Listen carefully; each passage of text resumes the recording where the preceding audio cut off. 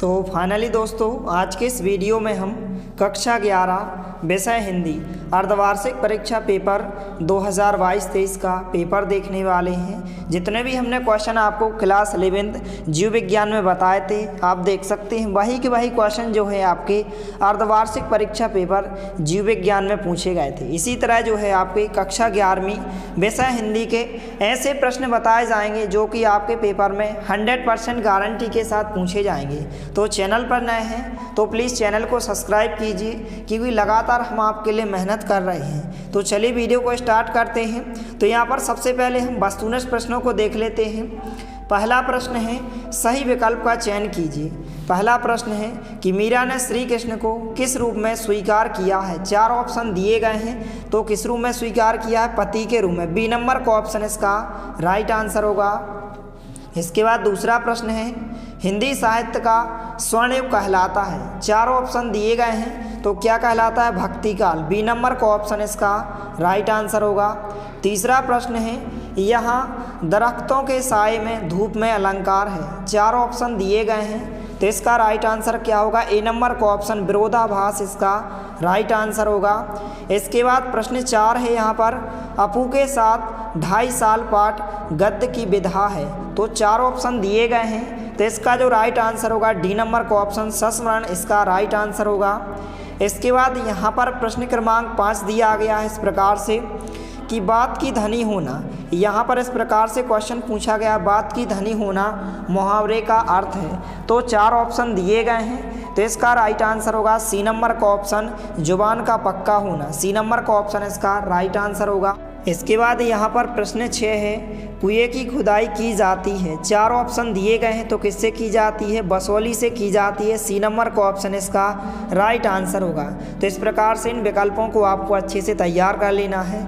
इसके बाद प्रश्न क्रमांक 2 है रिक्त स्थानों की पूर्ति कीजिए। पहला खाली स्थान है चंपा डेड डेड डैश नहीं चीनती। तो क्या नहीं चीनती थी, यहाँ पर इसका आंसर आपको कमेंट सेक्शन में कमेंट करके बताना है। बहुत ही इजी क्वेश्चन है, हम देखना चाहते हैं कि आपकी तैयारी कैसी चल रही है। तो इसका आंसर आप कमेंट सेक्शन में कमेंट जरूर करें। और यदि आप इस पेपर की PDF को डाउनलोड करना चाहते हैं तो आप हमारे टेलीग्राम चैनल को ज्वाइन कीजिए। टेलीग्राम चैनल पर आपको इसकी PDF उपलब्ध कराई जाएगी।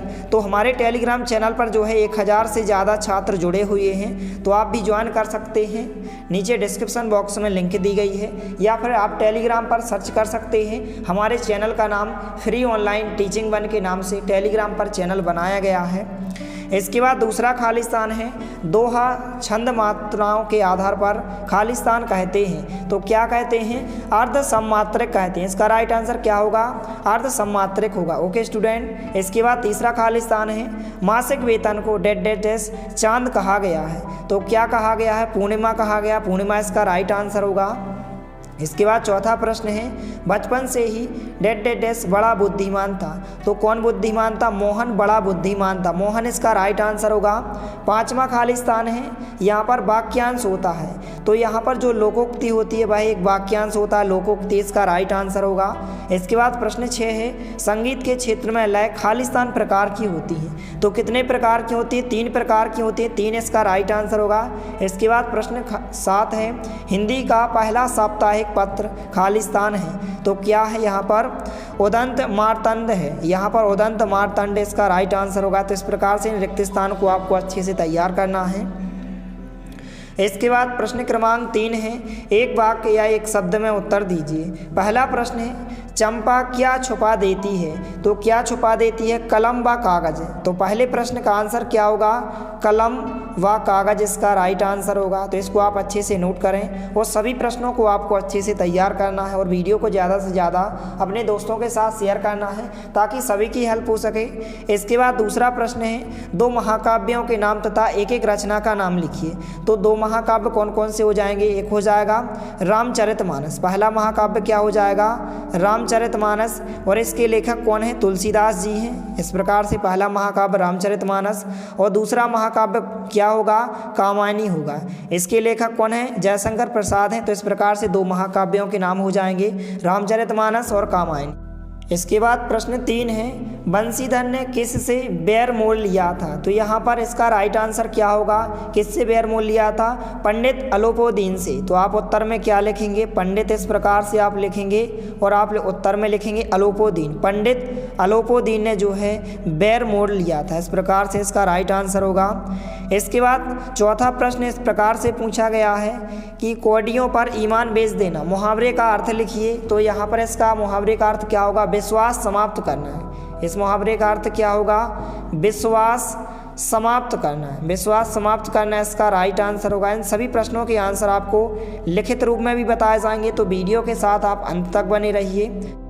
इसके बाद प्रश्न 5 है, रेजानी पानी किसे कहते हैं? तो इसका आंसर होगा, आप अच्छे से सुने, पालर पानी और पाताल पानी के बीच का पानी अन्य रूप है, इसे ही हम रेजानी पानी कहते हैं। इसके बाद प्रश्न 6 है, भारतीय टेलीविज़न को दूरदर्शन नाम कब दिया गया था? तो कब दिया गया था?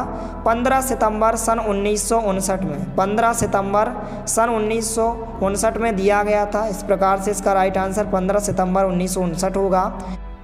इसके बाद प्रश्न 7 है, भारत की पहली मूक फिल्म कौन सी थी? तो कौन सी थी? राजा हरिश्चंद्र थी। तो इसका आंसर क्या होगा?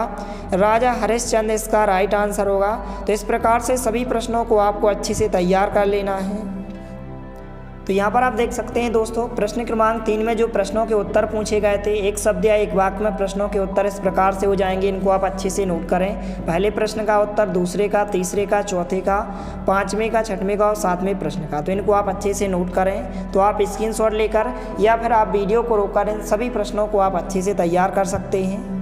तो प्रश्न क्रमांक 3 के सभी प्रश्नों को आपको अच्छे से तैयार कर लेना है। ओके स्टूडेंट, इसके बाद देखते हैं प्रश्न क्रमांक 4, सही जोड़ी मिलाइए।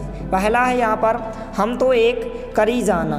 तो यहाँ पर इसका जो आंसर होगा आपको सी नंबर से मिलाना है, कबीर हो जाएगा इसका आंसर। दूसरा है कुंडलियाँ छंद। तो इसका आंसर जो है आपको ई नंबर से मिलाना है। 6 चरण होते हैं कुंडलियाँ छंद में। तीसरा है रजनी। तो रजनी का आपको मिलाना है ए नंबर से, पटकथा इसका राइट आंसर होगा। इसके बाद चौथे नंबर पे हाथ मलना।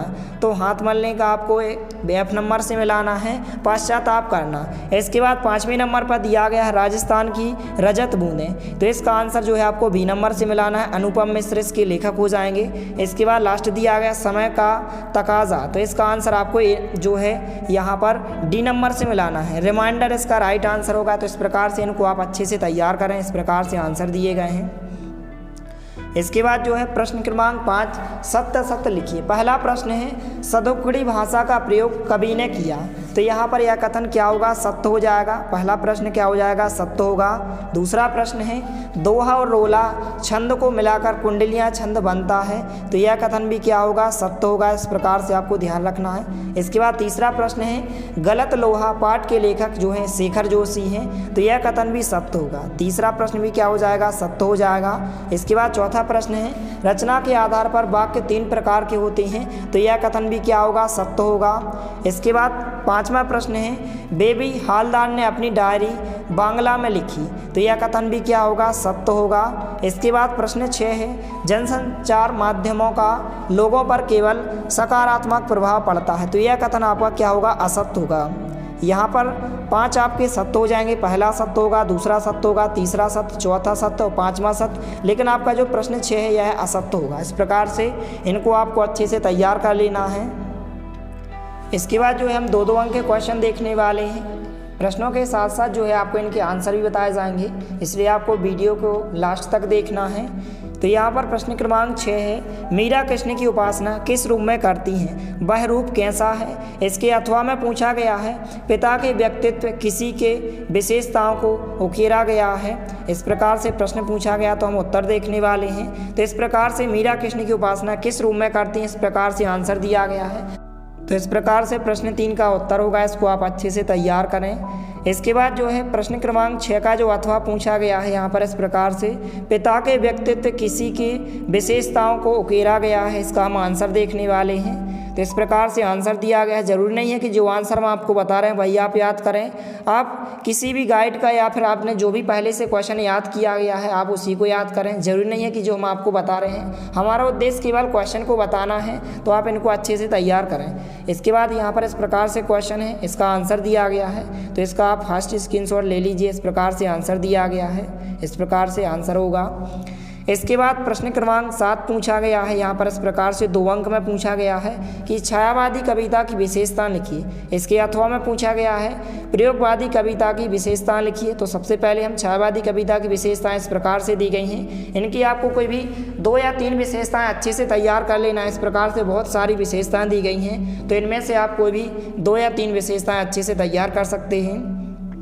इसके बाद इसके अथवा में जो प्रयोगवादी कविता की विशेषताएं पूछी गई हैं, इनको भी आपको अच्छे से तैयार कर लेना है, तो इसका भी आप फास्ट स्क्रीनशॉट ले लीजिए। इस प्रकार से आंसर दिया गया है। इसके बाद नेक्स्ट क्वेश्चन है यहाँ पर प्रश्न क्रमांक 8, नमक का दरोगा कहानी का कौन सा पात्र आपको सर्वाधिक प्रभावित करता है और क्यों। इसके अथवा में पूछा गया है मियाँ नसीरुद्दीन के व्यक्तित्व की 2 विशेषताएं लिखिए। तो सबसे पहले नमक का दरोगा कहानी का कौन सा पात्र आपको सर्वाधिक प्रभावित करता है, इसका आंसर देखने वाले हैं। तो इस प्रकार से आंसर दिया गया है, आप इसका फास्ट स्क्रीनशॉट ले लीजिए। इस प्रकार से आंसर दिया गया है। इसके बाद इसके अथवा में जो क्वेश्चन पूछा गया है मियाँ नसीरुद्दीन के व्यक्तित्व की 2 विशेषताएं, इस प्रकार से आंसर दिया गया है। तो आप पॉइंट के रूप में 2 विशेषताएं बना सकते हैं। इस प्रकार से आंसर दिया गया है, तो इसको भी आपको अच्छे से तैयार करना है।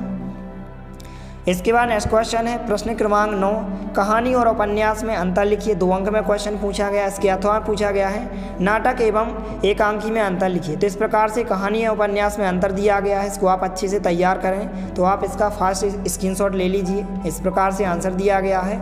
इसके बाद इसके अथवा में जो क्वेश्चन पूछा गया है नाटक एवं एकांकी में अंतर, तो इस प्रकार से आंसर दिया गया, इसका आप फास्ट स्क्रीनशॉट ले लीजिए। तो इस प्रकार से आपको प्रश्न क्रमांक 9 तक सभी प्रश्नों को आपको अच्छे से तैयार कर लेना है। इसके नेक्स्ट पार्ट 2 में आपको प्रश्न क्रमांक 10 से प्रश्न क्रमांक 23 तक के प्रश्नों के साथ साथ आपको उत्तर सहित नेक्स्ट वीडियो में आपको बताए जाएंगे। मिलते हैं अगले वीडियो में, तब तक के लिए जय हिंद, वंदे मातरम।